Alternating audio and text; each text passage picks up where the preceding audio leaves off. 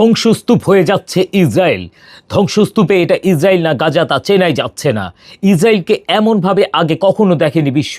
ইরানের খায়বার এবং কাশেম ক্ষেপণাস্ত্র তেল আবিবকে একটি ভুতুড়ে শহরে পরিণত করেছে। ক্ষেপণাস্ত্র এবং ড্রোন দিয়ে স্থানীয় সময় রোববার রাতে ইসরায়েলের তেল আবিব, হাইফা এবং অন্যান্য শহরে নতুন আক্রমণ শুরু করেছে ইরান। ইরানের রাষ্ট্রীয় টেলিভিশনে বরাত দিয়ে এই খবর জানিয়েছে সংবাদ মাধ্যম বিবিসি। এদিকে ইরানের ক্ষেপণাস্ত্রের সংখ্যা থেকে হতবাক হয়ে গেছে ইসরায়েলি জনগণও, কারণ এই সব ক্ষেপণাস্ত্র ইসরায়েলের উন্নত প্রতিরক্ষা ব্যবস্থাকে ভেঙে দিয়েছে। এমনই তথ্য জানিয়েছে ইসরায়েলের সংবাদ মাধ্যম তার লোকাল কলের সম্পাদক। ইরানের পাল্টা ক্ষেপণাস্ত্র হামলায় 14 জন নিহত ও বহু আহত হওয়ার ঘটনায় ইসরায়েল অত্যন্ত শোকাবহ ও কঠিন সকাল পার করেছে বলে জানিয়েছে দেশটির প্রেসিডেন্ট আইজ্যাক হারজোগ।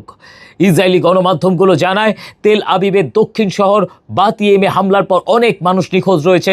ধারণা করা হচ্ছে ধ্বংসস্তূপের নিচে এখনও বহু মানুষ আটকে রয়েছেন।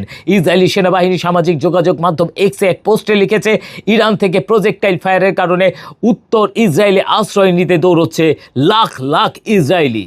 টেক্স রিপোর্ট, বাংলার আওয়াজ।